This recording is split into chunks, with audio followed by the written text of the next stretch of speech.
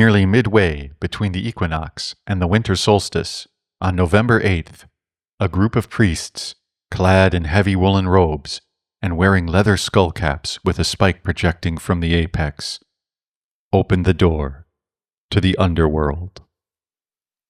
Welcome to Hodie Romae, and today, just on the other side of our Halloween, the Romans celebrated the Mundus Cerialis, or Mundus Cereris, the world of Ceres, a ceremony led perhaps by the Pontifex Maximus and the priests of Ceres.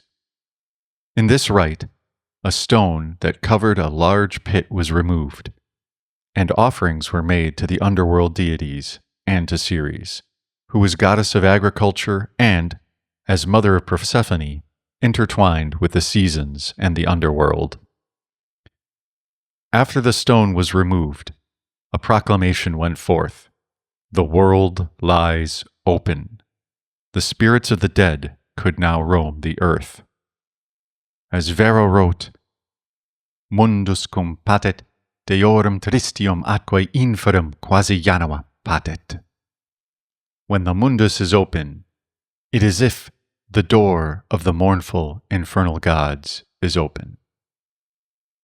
Public affairs are closed, military operations cease, and no one on this day marries. This was one of the oldest ceremonies in Rome and, according to legend, performed initially by Romulus himself, offering the first fruits of the city. There is a conjecture that it began first as an offering of food, for the pit may have been a storage area. But over time, it blended with more ghostly connotations under the influence of the Greeks and the Etruscans. But spirits of the dead, in any case, were often thought to protect the harvest. The ancients named two possible places as the site of the ceremony. One was in the Comitium, an area in the Roman Forum near the umbilicus, that is, the navel of the world, and the other was on the Palatine. Both areas were important to Romulus. The Palatine was the site of his first settlement and home, the hut of Romulus.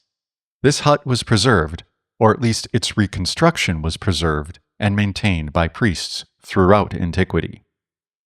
And as for the Comitium, there is a spot under a black stone marking Romulus's legendary tomb.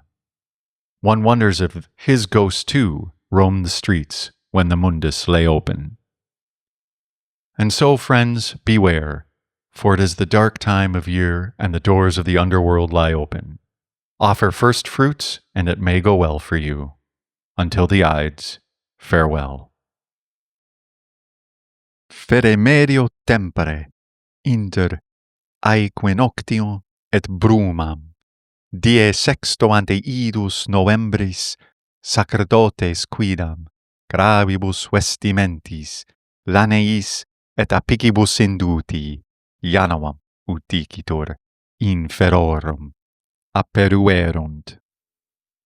Salvete ad hodie Romae.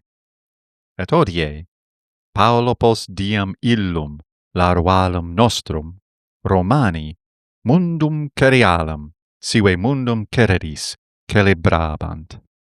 Id est mundum cereris, caeremoniam fortasse a pontifice maximo et flaminibus cerialibus ductam. In hoc ritu, saxum quod foveam magnum operibant sublatum est. Et dona dis inferis cerique data sunt, quae coessent dea agricultura, tum mater Proserpinae, cum anni temporibus et regno inferorum arte conjuncta erat. Saxo sublato pronuntiatumst mundus patet. Animis mortuorum nunc per terras vagari licebat.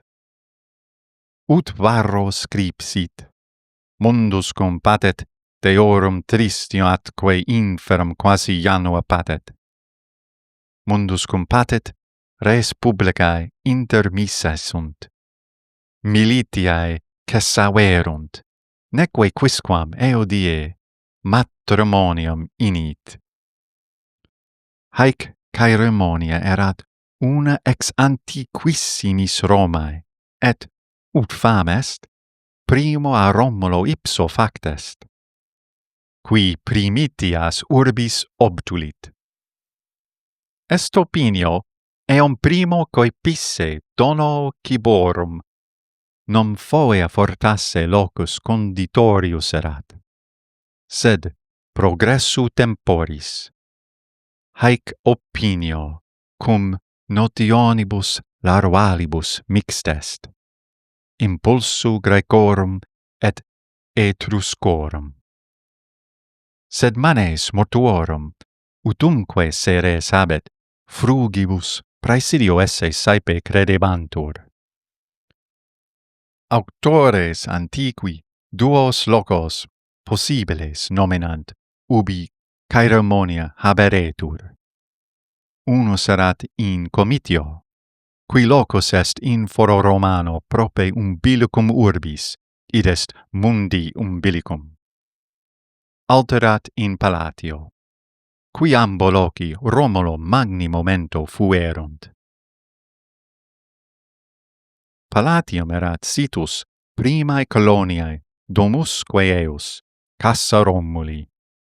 Haec cassa servat est, vel certe eus restitutio, et a sacerdotibus per totum vetustatem curebatur.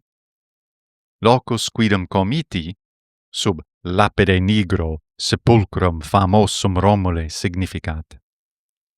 Miretur aliquis, num eos quoque umbra per vias vagita sit mundo patenti. Itaque amici cavete, nam tenebricosum est tempus ani, et portae inferorum patent. Primitias offerte, et bene vobis eveniet. Usque ad idus valete.